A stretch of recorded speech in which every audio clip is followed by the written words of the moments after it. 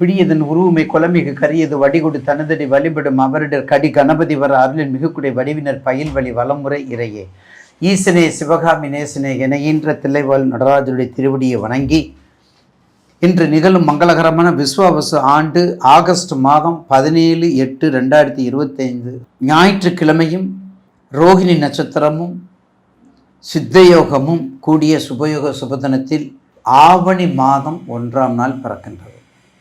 ஆவணி மாதம், இம்மாதம் முதல் தேதியே ஒரு மகிழ்ச்சிகரமான ஒரு அமைதியின் சுரூபமாக இருக்கக்கூடிய அனுகிரகமும் அனுகூலமும் அனுகூல மூர்த்தியும் சாயாதேவி சூரியன் சாயாதேவி மகனாக தர்மபுத்திரனாக நீதியின் உருவமாக நம்மையெல்லாம் கந்தலை கசக்கி பிழிந்துவதும் இதற்கு மேலாக சனீஸ்வரர் அவரவர் ஜனன ஜாதகத்தில் நடக்கும் பலனுக்கு ஏற்ப பிழிந்து நம்ம படாத பாடுபடுவார். அப்படிப்பட்ட சனீஸ்வரனுடைய ஜெயந்தி விழா முதல் நாளிலே வருகின்றது. ஆவணி 1ஆம் நாள் சனீஸ்வரனுடைய ஜெயந்திக்கு தான் இந்த விளக்கம். ஏன்னா எல்லாருமே நம்ம அவருடைய பிடியில தான் இருக்கிறோம். ஒரு குழந்தை சிசுவிலிருந்து குழந்தை பிறந்ததிலிருந்து அதனுடைய ஜனனம் ஆகி மரணம் ஆகக்கூடிய அந்த காலகட்டத்தில் அனுகிரகமும் அனுகூலமும் கொடுக்கக்கூடிய சூரியனுடைய சாயாதேவிக்கு மகனாக பிறக்கக்கூடிய தர்ம தேவதையாக இருக்கக்கூடிய சனீஸ்வரனுடைய ஜெயந்தி விழா மிக சிறப்பாக நம்ம கொண்டாடுகிறோம். ஆவணி 1ஆம் நாள். அதே போல் அந்த ஆவணி முதல் நாளில் ஒரு எள்ளு, இரும்பு சட்டி, கருப்பு வஸ்திரம், ஒரு டிசபிலிட்டி இருக்கக்கூடிய 12 பேத்துக்கு புளியோதரை அன்னம், எள்ளு அன்னம், 8 தீபம், எல்லா பிரதர்சனம் இதெல்லாம் செஞ்சு வந்தீங்கன்னா ஆவணி 1ஆம் தேதியில் சனீஸ்வரனுடைய தாக்கங்கள் குறையும், நிச்சயமாக குறையும். அதில் யாராருக்கு என்னென்ன ராசிக்கு, மீன ராசிக்கு, சிம்ம ராசிக்கு, கும்ப ராசிக்கு, மகர ராசிக்கு கண்டிப்பாக குறையும். ஏன்னா இவங்க தான் சனீஸ்வரனுடைய தாக்கத்தில் ஆதிக்கத்தில் இருக்கக்கூடியவங்க. இவங்க தான் இந்த ஆதிக்கத்தில் இருக்கக்கூடியவங்க. அடுத்தது ஆவணி 8ஆம் நாள் இந்த கிராமப்புறத்தில் பார்த்தீங்கன்னா பங்காளி சண்டைன்னு போடுவாங்க. அந்த பங்காளி சண்டையெல்லாம் தீர்க்கிறதுக்கான நாள் அந்த ஒரு நாள் இருக்குது. அந்த ஒரு நாள் தான் பங்காளி எல்லாம் ஒன்று சேர்ந்து குலதெய்வத்தை போய் கும்பிடணும். 21 தலைமுறை 61 பந்தின்னு சொல்லுவாங்க குலதெய்வத்தை கும்பிட போகும்போது. அப்படிலாம் சொல்லி வந்தீங்கன்னா அது கொஞ்சம் சிறப்பாக இருக்கும். அடுத்தது ஆவணி 9 நாள் செவ்வாய்க்குரிய ஜெயந்தி. ஆவணி 11 நாள் மிக முக்கியமான நாள். ஆவணி 11 தான் மகா சங்கட சதுர்த்தி முடிஞ்சு விநாயகருடைய விநாயக சதுர்த்தி திருவிழா.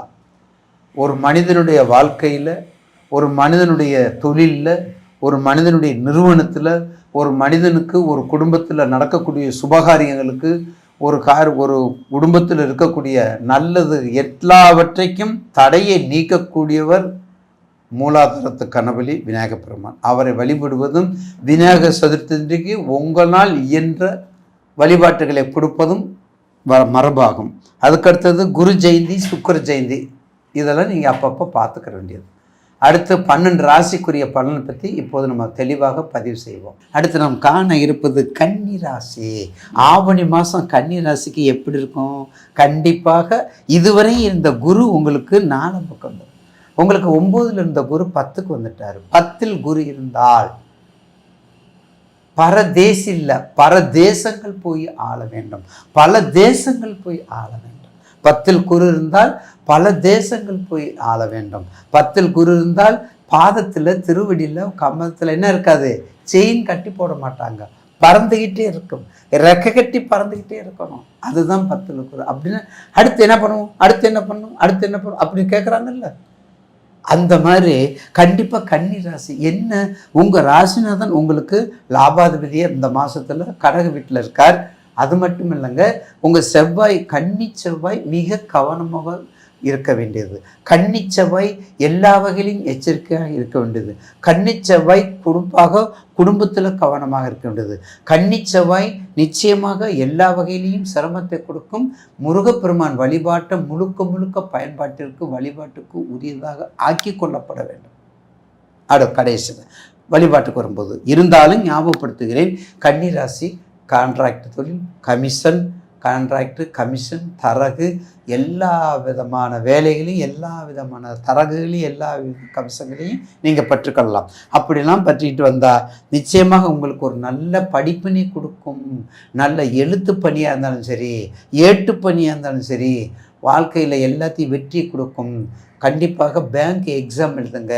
பேங்க் சம்மந்தப்பட்ட தொழில், IRS சம்மந்தப்பட்டது, இன்கம் டேக்ஸ் சம்மந்தப்பட்டது எல்லாமே நீங்கள் பண்ணிக்கலாம். ஏன்னா கன்னிக்கு தான் எல்லாமே கணக்கு. கன்னிக்கு தான் எல்லாம் ரொம்ப சிக்கனமாக இருக்குன்னு நினைப்பீங்க. ரொம்ப சிக்கனமாக இருக்குன்னு நினைக்கக்கூடியவங்க நீங்கள் தான். அகலக்கால் வைக்கக்கூடாதுன்னு நீங்கள் தான். குரு உங்களுக்கு இவ்வளோ நாள் பார்த்துட்டு இருந்தார், 5ஆம் பார்வையை பார்த்துட்டு இருந்தார். இப்போ உங்களுக்கு 10க்கு போயிட்டார். 10 போகணும்னு பவராக இல்லை. என்ன உங்கள் லக்னம் என்ன, கன்னிக்கு என்ன லக்னம், என்ன லக்னாதிபதி எங்கே இருக்காரு, என்னென்ன பண்ணிகிட்ருக்காரு, இதெல்லாம் பார்த்து ஜெயிக்க வரக்கூடியது உங்களுக்கு ஹஸ்தம், சித்திரை, உத்தரம். உத்தர நட்சத்திரம், ஹஸ்த நட்சத்திரம், சித்திரை. கண்டிப்பாக 3 பேருமே நான் ஏற்கனவே ரிஷபம், கன்னி, மகரம் இந்த 3மே திரிகோணாதிபதியாக சொல்லியிருக்கிறேன். அப்போ கண்டிப்பாக ஒரு நல்ல படிப்பினை கொடுக்கும். நிச்சயமாக உங்கள் தசாமத்தை உங்கள் 7.5 முடிஞ்சிருச்சு, 8.5 முடிஞ்சிருச்சு, 6ல் உங்களுடைய சந்திரன் உங்களுடைய ராசிக்கு 6ல் சனீஸ்வரன் இருந்தாருங்க. 6ல் இருக்கார், வக்கரம் பெற்றிருக்க இருந்தார்னா கொஞ்சம் கவனமாக இருக்குது. பார்ட்னர்ஷிப்பை மட்டும் கவனமாக இருக்குது. பார்ட்னர்ஷிப்புன்னு யார்? துணைவியும் பார்ட்னர்ஷிப்பு தான், நண்பர்களும் பார்ட்னர்ஷிப்பு தான், ஒன்றோட படிக்கிற குழந்தைகளும் பார்ட்னர்ஷிப்பு தான். அவங்க மட்டும் எச்சரிக்கையாக. ஏன்னா செவ்வாய் சனி பார்வை, வக்கரம் பெற்ற சனி செவ்வாயை பார்க்கும்போது குடும்பத்தில் பிரச்சனை. ஒன்றுமே செய்யலையா, வீட்டுக்காரி திட்டுறாயா, நான் ஒன்றுமே செய்யலைங்க, எங்கள் வீட்டுக்காரி என்னை வேண்டான்னு சொல்கிறாங்க, 2 குழந்தைக்கு தாயார், 2 குழந்தை இருக்குதுங்க, அந்த 2 குழந்தை நான் என்ன கஷ்டப்பட்டு பெற்று என்ன கஷ்டப்பட்டு வளர்த்தேன், யார் கேட்குறா? கலியுகம். யார் கேட்குறா? நான் சொல்கிறது கேட்குதுன்னா இல்லை போயிட்டே இருக்கும் தாய் வீட்டுக்கு. அப்படிங்கிற உலகம், அப்படிங்கிற நிலைமை கன்னிக்கும் மீனத்திற்கும் உண்டு. கன்னிக்கும் மீனத்திற்கும் உண்டு. கோச்சாரத்தில் சனி, வக்கரத்தில் செவ்வாய் பார்க்குறாங்க. அப்போ குடும்பத்துக்கு பிளவுகள் ஏற்படக்கூடிய வாய்ப்புகள் நிறைய உண்டு. எனவே மிக கவனமாக இருப்பது இந்த ஆவணி மாதத்தில். உங்கள் ராசி ஆவணி மாதத்தில் சூரியனுக்கு 2ல் தான் புதன். ஆனால் கவனமாக இருக்கணும். நிச்சயமாக அர்த்தநாரீஸ்வரரை கும்பிடுங்க. குடும்பத்தில் அர்த்தநாரீஸ்வரரை கும்பிடுங்க. உமா மகேஸ்வர பூஜையை பண்ணுங்கள்.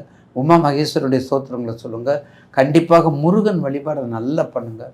சனீஸ்வரர் ஆலயத்துக்கு சென்று வாருங்க. டோட்டலாக நவகிரகங்களுக்கு நாயகனாக இருக்கக்கூடிய காலபைரவரை கும்பிடுங்க. உங்கள் கஷ்டங்கள் நீக்கப்படும், உங்களுடைய கஷ்டங்கள் குறைக்கப்படும், தண்டனை கண்டிப்பாக குறையும் என்பதில் மாற்று கருத்து அல்ல.